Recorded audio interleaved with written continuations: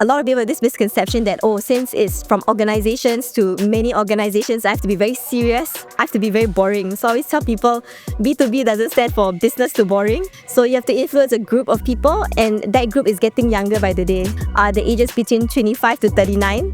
And they can't be reading long pages of research, They want to be entertained on TikTok, they want short, snappy videos. And they also believe in peer reviews. They're like, do you use this tool? Have you heard of this brand?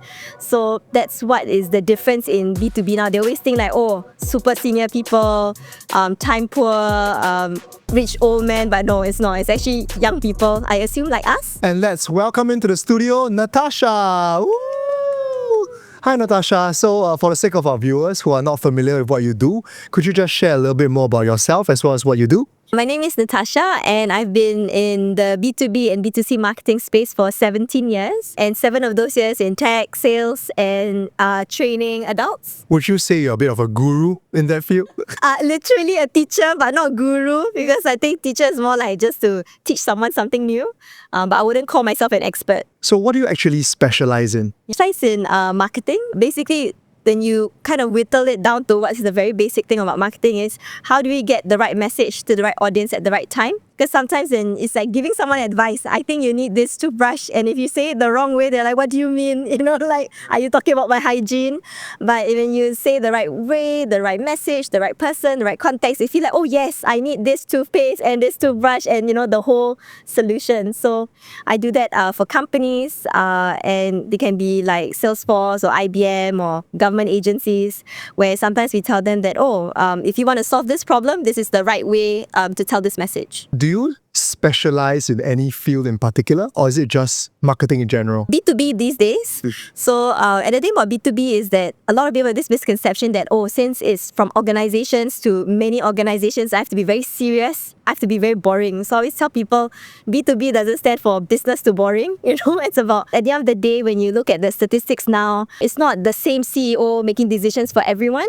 There's a group of people making decisions together. So you've got implementation people, end users, people managers, procurement, finance people. So you have to influence a group of people, and that group is getting younger by the day. The age that I saw last was 2/3 of people, the ages between 25 to 39, and they can't be reading long pages of research, They want to be entertained on TikTok, They want short, snappy videos. And they also believe in peer reviews. They're like, do you use this tool? Have you heard of this brand? So that's what is the difference in B2B now. They always think like, super senior people, time poor, rich old men, but no, it's not. It's actually young people, I assume, like us. Could you share with us a little bit more insights into the industry, like information you might have that's not really available to the general public about how the marketing landscape has evolved throughout the years? I think it used to be the case that when I used to get a media plan, the clients would tell us exactly what they want. They say, I want this newspaper, this bus stop ad. And sometimes I ask them, why do you want this bus stop ad at this particular location? They say, because my CEO lives there. We want to make sure when he drives past, he can see our ads. KPI. So I'm thinking they always assume that they need to see the advertisement in the newspaper, they need to hear it on the radio, they need to see it on the billboard. But the thing is, sometimes the audience is not even there. People, when they walk past busy streets, they're looking at their phone. So they're in social media. So sometimes I would tell them that if you want to reach people the right way, you have to look at the data. Where are they spending most of their time on? Is it on their phones? Is it in particular busy areas? So even during the pandemic, where you have these very popular, busy MRT trains, those places no longer have high value advertising because people are spending more time at home, in the suburbs, in the heartlands. So this, I guess, is the shift. Is like you cannot be telling people, look at this newspaper, but when they're not reading the newspaper. What do you think are skills required to be good as a marketing personnel? Meaning like if one day you are training me, let's say I'm starting from ground zero, I have absolutely no knowledge. What are the skills you would equip me with to be a good and effective marketer in that sense? Yeah. I think the good thing now is that a lot of the tools already help you. So for me, I used to grow up people telling me my maths is not great. As normally most Singaporean students, they grow up, they think that, my maths is not good. But actually, when compared globally, our maths is actually not bad. Definitely. But we have Excel spreadsheets, you have AI now. But I think what you need to have is neuro neuroplasticity, and that concept is training your brain to do different things every day. So, taking a bit, going outside your comfort level. So let's say, like for me, I like to cook and I like to try new recipes, new ingredients, because when you push your brain a little bit every day, you're more adaptable to learning new things. So take it that last time when I took a break and from digital advertising, I went to Sony Music. I was worried that for 2 years, like being engaged with a lot of artists, a lot of musicians, I'm going to lose touch with digital. But actually that 2 years, I lost nothing. In fact, when I went back to my first client, they were only tracking very basic measurement. But now, after coming back from my newest maternity leave, all the tools I came back were different. And the thing is, you cannot learn every tool out there. Like the minute you get, some sort of understanding or familiarity with the tool, there's another new tool you have to learn. So it's about being comfortable with I'm not comfortable with things, it's being comfortable with it, one. Two is always trying something new, so that even if it's a new tool, the concept is still transferable, meaning that I need to test the data. And I think something about data also is trusting your instinct also. Sometimes you cannot just input things into the machine and expect it to spew out accurate results. Sometimes you have to actually check the data to be like, hey, actually, this is not supposed to be here. So even AI can hallucinate sometimes. And one of the things that I tried is, I asked him, can you generate recipes for me? And these are the ingredients I can't take. And then when I actually see the menu plan, actually some ingredients did show up still. They still put it in. So you still have to spot check.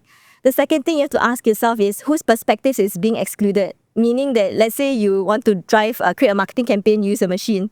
But let's say the machine comes out, it looks always like maybe always American people or always Caucasian people. But then you say that, but if you put this ad in Singapore, it's not going to work. The target demographics. The target demographics has to be good. And another perspective also you have to consider is that if I let AI do this work for me, what is the human connection you still need to build?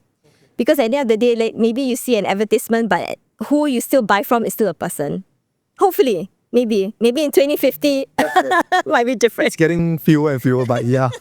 So yeah, speaking about AI, what is your own personal take on it? Do you think it's here to stay? Do you think it actually helps us, hinders us, or your own personal take on this? My personal take on this is that I used to joke that I wish AI can do my laundry.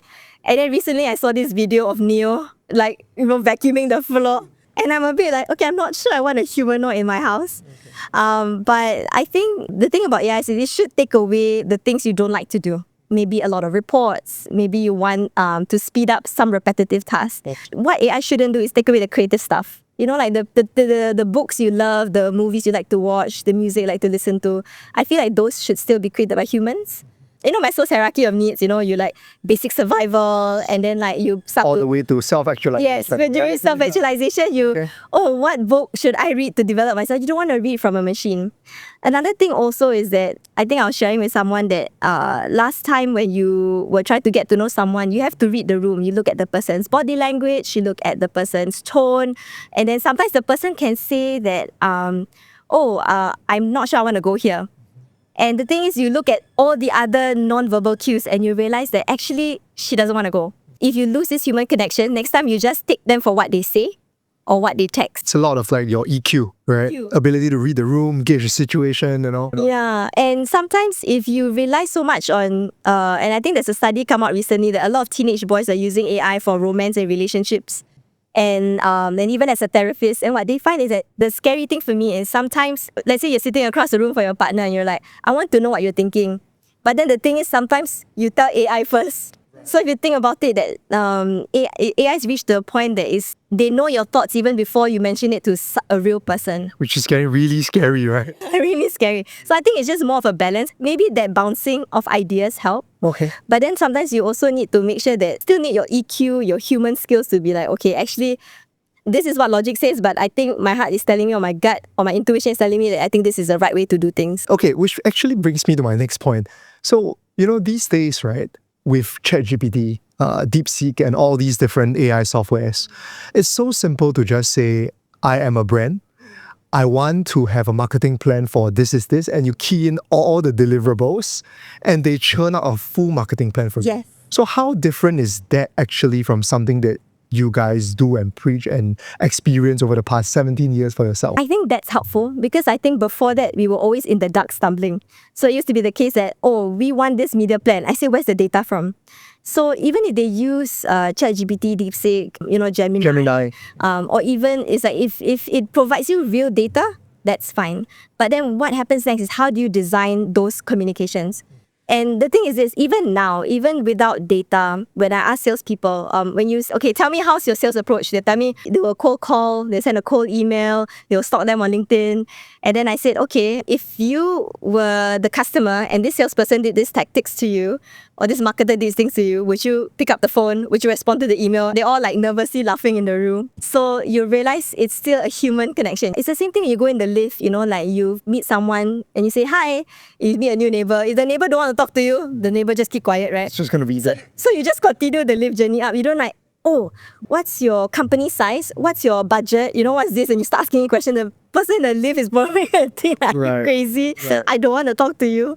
But that's what we do every day in marketing. Like even if you have the perfect marketing plan, if you don't nurture your audience well, they will still be not ready for the message, which goes back to my early point, which is it's always the right message at the right time.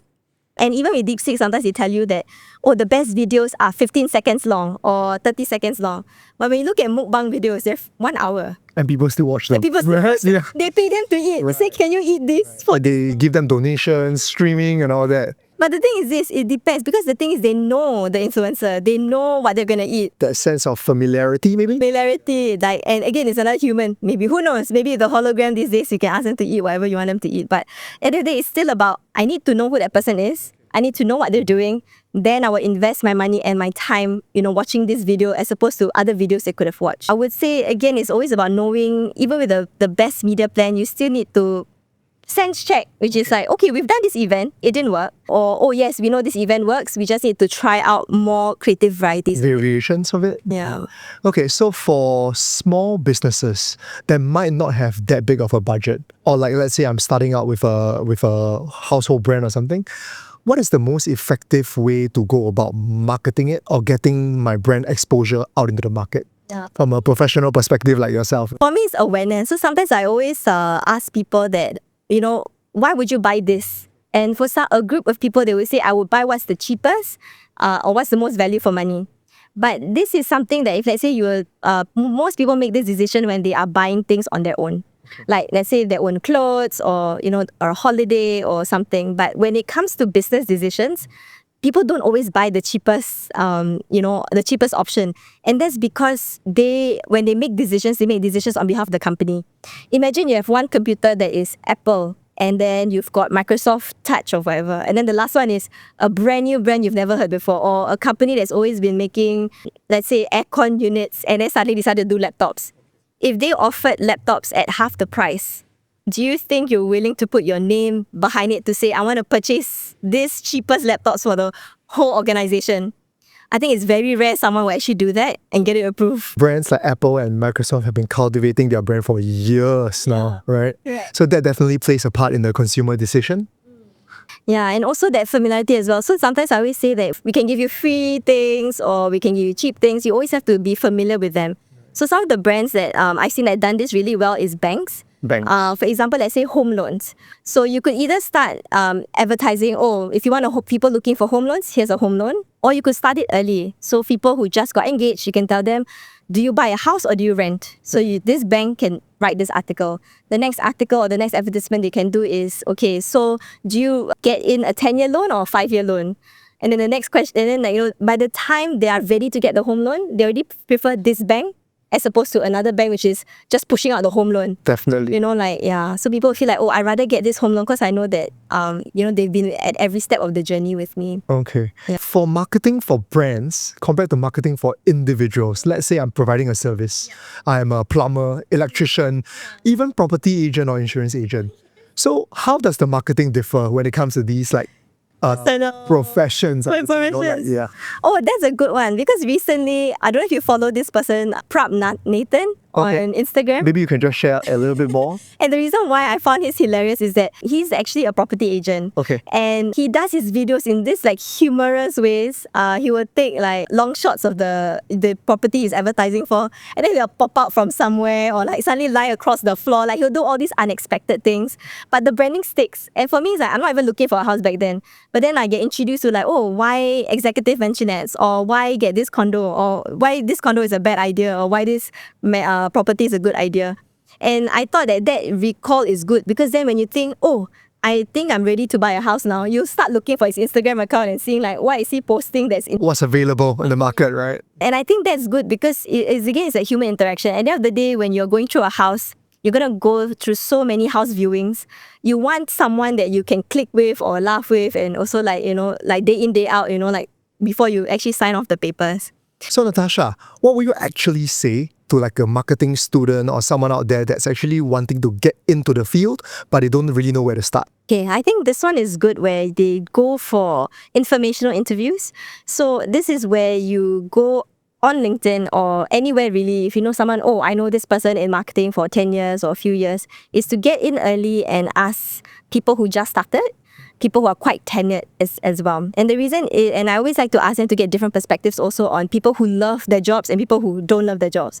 Because when you get that range of positives, negatives, just started, middle, tenured or seasoned, then they can see the growth in the industry or the connecting themes that connect all of these perspectives together.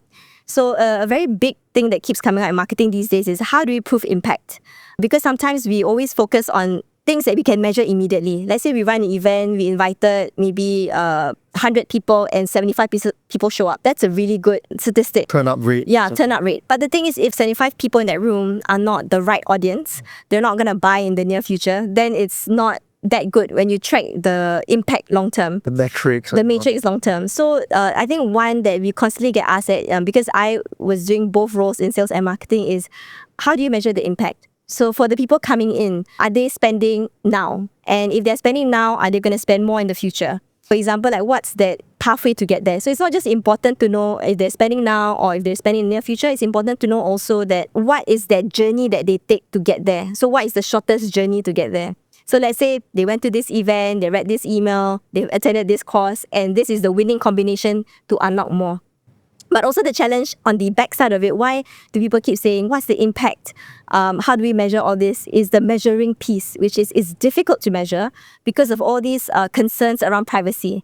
Because before it was very easy. Oh, I know that Andrew attended this event, and a few months later, Andrew bought something. I can say that, oh, based on my marketing campaign, I know that it worked because Andrew did this and did that. But then Andrew's like, hey, I don't want people to know that I went for this event. PDPA these days, right? Right, and I don't want people to know that. It's a bit creepy.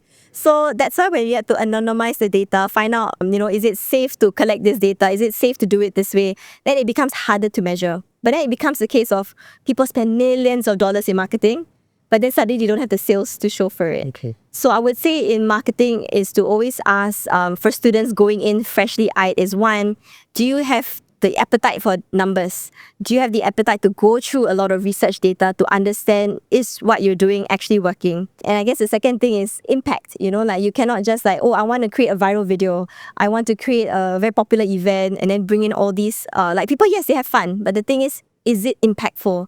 Is it meaningful? And that's the question that we ask. Now, are there any books, courses, or content that you would actually recommend to our audience out there? It's not to drink the Kool-Aid, but I really recommend The Startup of You by Reid Hoffman. Reid Hoffman is one of the founders of LinkedIn, and why that book is because, and it's actually quite funny, I don't know if my husband will remember this anecdotal story, but I brought it with me on a honeymoon. Then he said, why are you reading this? And I said, well, while you are doing, learning how to surf, and I'm a bit scared to surf, I'm going to read this book. And why I like that book was because it's so easy to read. And the thing about biographies is not all biographies are easy to read. It's easy to read, but it's also actionable. And why Startup of You is that it asks you to look at yourself as a personal brand. And Reid Hoffman said that when you have a job, you can either love it or it just pays the bills. But it's important that you always have a side hustle or a side project. And the reason why he said that is because no matter how much you love your job, this side hustle or side project pushes you to exercise all the other skill sets that you've not used in your current job into this one. So right now it could be small, like, for example, someone who is an accountant by day, and then on the weekends he's a photographer. And once that skill starts to take off, meaning that he gets so much referrals that it's suddenly more economically viable to be a photographer, then that becomes his main hustle. Then as a photographer, you ask yourself, what is my next side hustle or side project? So it can be paid, it can be unpaid also. But when you find out what this side hustle is, it actually energizes what you're doing. So it could be new ways of doing photography, it could be new clients you're doing photography for. And then that's how it goes. And I've seen it in parallel to my own experience, even before I read this book. Because I used to do cat sitting for clients and for strangers. Cat sitting meaning you're just a babysitter, but for cat. During holidays like June, December, I used to get paid so much that it funded my online shopping for a while. And what I discovered from there is meeting people in different jobs, seeing the houses that they live in, seeing how they take care of their cats. And then obviously once I had my own cat, that no longer became my side hustle. But I found that it does give you that, sometimes work, it can be quite draining. Right. You can have a bit of a discomfort at work with a colleague. But this side hustle kind of keeps you energized for that. An outlet for you to So you don't feel like, oh, I'm stuck in a dead-end job. Yeah. But you feel like, oh, this gives me energy. This validates you in a way that, like I still contribute. gives you a new sense of fulfillment or like a purpose, right? Yeah, because you have a dream job, but not every day is going to feel like a dream. Definitely.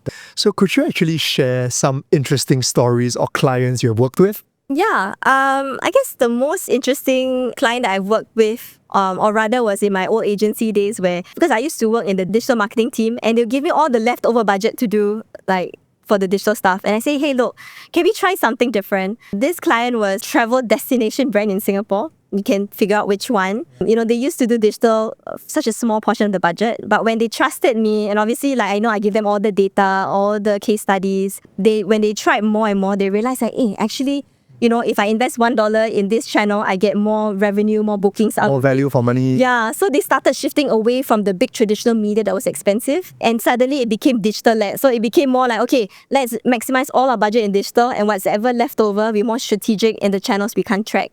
So I thought that was interesting because I thought their growth mindset was there in a way that, okay, we're not familiar, but we're willing to try. Open to all these suggestions, Correct, right? they're open to suggestions. And I also don't completely change the plans overnight. I try this model called the 70-20-10.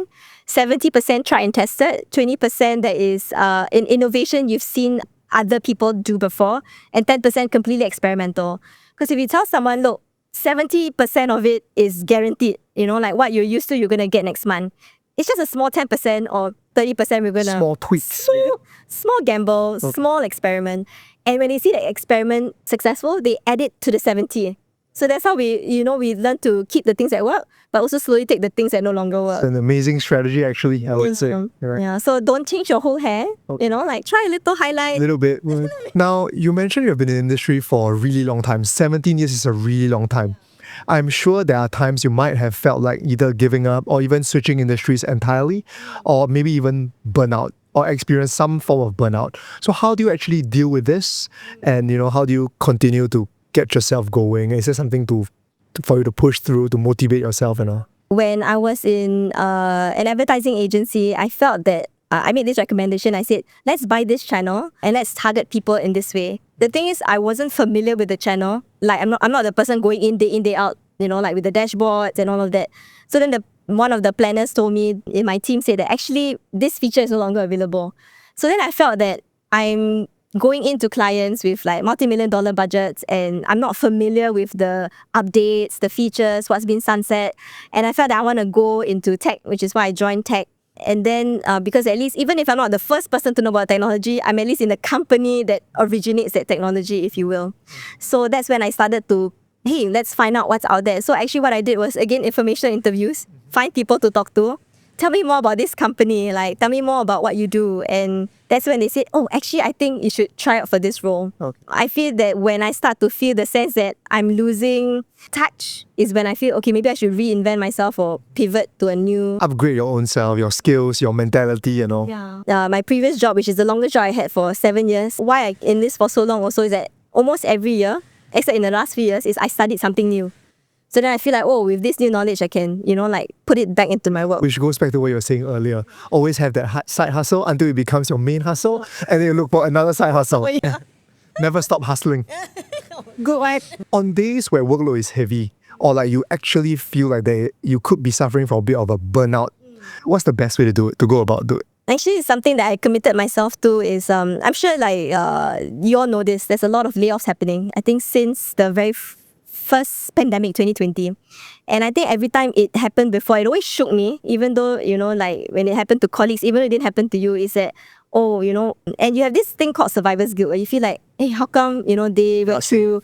How come I'm safe? And then you say like, should I be grateful that I have a job? Should I But I feel the one time it happened to a colleague of mine, he was a director. He was one of the best people managers you can think of. Very effective in his work, but also gives back to the company and the community.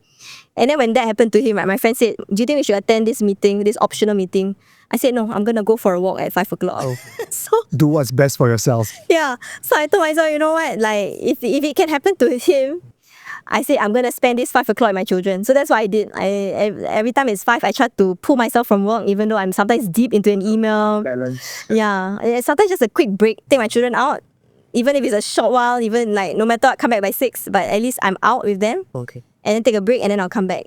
So now when I see layoffs happening, I feel like if I can work till this late or, like give my all, then, like it still happened to the best of the best. Definitely. Yeah. If I'm not the best, then I should be more anticipate. Strive to be the best. Strive to be the best, but also knowing that your work isn't everything.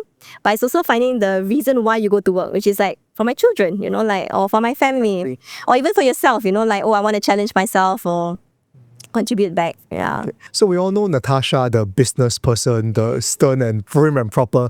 How about Natasha, the family woman? Could you just share a little bit more about that? Family is such an interesting concept to me because I think when I first gave birth, I thought I would resume back to the working personality because I've been working since I was 19. Right.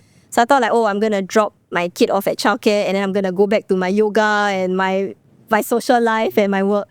I put her there and I cannot do this. I cannot. I feel like I'm taking a part of my... It's not yourself, right? I feel like, who's this person who hijacked my body? And Unrecognizable. Unrecognizable, like, who is this? Like the person who used to exercise every day and suddenly like, no, I want to attend to this person first. It was something that they call this concept matrescence, which is when you give birth, women also give birth to a new version of themselves that it'll take years for them to recalibrate, because it's like suddenly, why do you care so much about this aspect when last time you didn't care about before? I found that I was the family support that I got is that unfortunately or not, our parents are aging, especially for my mom. So I think relying on her is quite challenging. So we do have paid help. But, and from time to time, we also engage my mother-in-law and also our siblings, like whoever can come and take care. And I think for the children, sometimes you tell them, oh, unfortunately, we're leaving right now. Then they say, how, why? And then you say, oh, but auntie or uncle is coming. Okay, like they get quite excited about that. But obviously, when you come home, they look forward to you coming back. So I think that support is helpful. It keeps you going. Keeps us going. And also, I feel it's lacking in today's context. So I think before, you had a dedicated person who was the sole breadwinner. Yeah. The other person focused on the household, and then also that person has a community of people as well, like other women or other caregivers. But I think now because aging population, people marrying later, so the caregivers used to rely on are also not in the best shape or form to help also. So I think that helps, and sometimes knowing your friends are going through it, you feel like misery is company. Not that family is a misery, but the challenges of... It's just a community. Yeah. People raising young children together. So I feel like support system helps not just family, but I think now friends also offer that support. Right. What advice do you have for someone that was recently just laid off? I think for me is knowing that it's not you. Maybe in some companies, they position it as, the lowest bottom performers. In some companies, you can see that maybe they've won an award, they recently got promoted, or, they were effective in their roles for a long time. So it feels that sometimes when the layoff happens, if your name is on that list, there's no choice. Right? There's no choice. But I think it's also knowing that what can you do that is irreplaceable. So knowing, like for example, I think critical thinking is important. You cannot just trust blindly what you read. You have to find out the reasoning, like what's the motivation, what's the bias, what is the intention, what's the objective. Second thing is being able to spot errors, I think. And the third thing is also like knowing what is being excluded. Because sometimes not that the data is not imperfect, but it's the fact that because you're missing this data, it changes everything, it changes the context.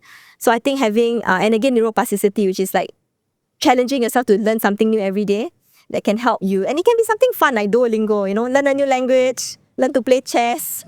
I realize you're a big advocate on picking up a side hustle or a new skill, right? Upskilling yourself. Yeah, it doesn't have to be a course, like a boring course. It can be just something like, oh, I'm learning to play a game, board game, card game, because if you think about it, the people in retirement homes also, they play mahjong. Keep themselves. Yeah, play bridge, it's still playing something. Yeah. So, what are some of the challenges you faced when you jumped from marketing and advertising into tech? Oh yes, that was a big jump. So when I did marketing and advertising, I never had to apply for a job.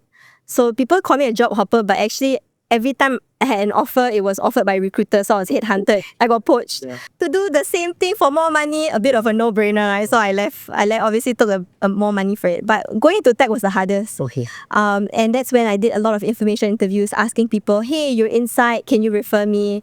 You're inside, what skills do you need? So one of the things that I realized was, for example, in banking sectors, their titles are inflated. Anyone joining is automatically an AVP, assistant vice president.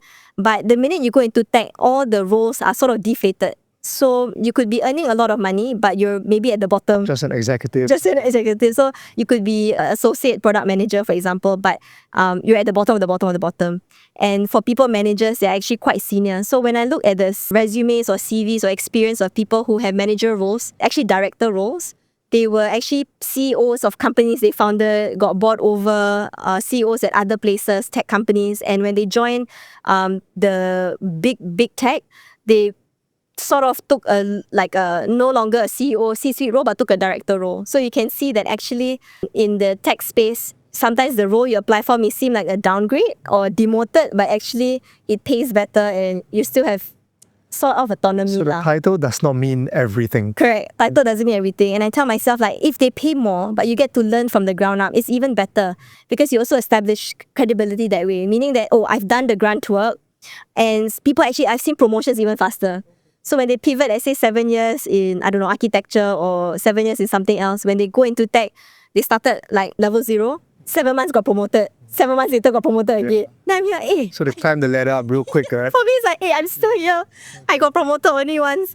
But it's because they started very junior. Okay. And then they're like, are you sure, you're not going to be a senior manager anymore? They're like, they took that leap of faith and then it actually happened fast for them. Irregardless of whether it's tech or it's marketing and advertising, in the next 10 to 15 years, what do you think that we are trending towards? I think out of necessity, probably the green economy. Okay. I think because sustainability, and I think just because it's taking an impact on everything else. When people say hot only is don't go under the aircon, but it's not just that. It's like, what does it do to our vegetables? What does it do to the sea levels? And with sea levels also impacts real estate. It also impacts tourism. So it almost feels like if we don't make the change now, Singapore's quite comfortable and all that. What if next time we become climate refugees? Okay. Meaning that some places are no longer habitable because it's too hot. Like Bangladesh, when someone told me they have a chief heat officer, it was actually like, oh wow, I never... It sounds a little absurd. Yeah. But that person is basically looking at how can we as a country reduce these emissions so that, we can be sustainable. Because in some countries that are experiencing very hot summers, people can actually pass away, just from heat injuries, heat waves. And the thing about heat waves is it comes out of nowhere. Yeah. You don't feel it and then suddenly you're dehydrated and you don't even realize. Definitely. Yeah. So I would say green economy is probably it. And that's all the time we have with Natasha today. If you want to know more about marketing going forward, links are in the description below. Correct. I think we got pretty much... Is there anything else you want me to add on? Any other questions? How I know Andrew? No, I'm joking. He will edit out all the Andrew inside. Marketing professional. But no, actually they can find me on LinkedIn. Suddenly when this launch, suddenly my requests go out. A lot of DMs start to come in,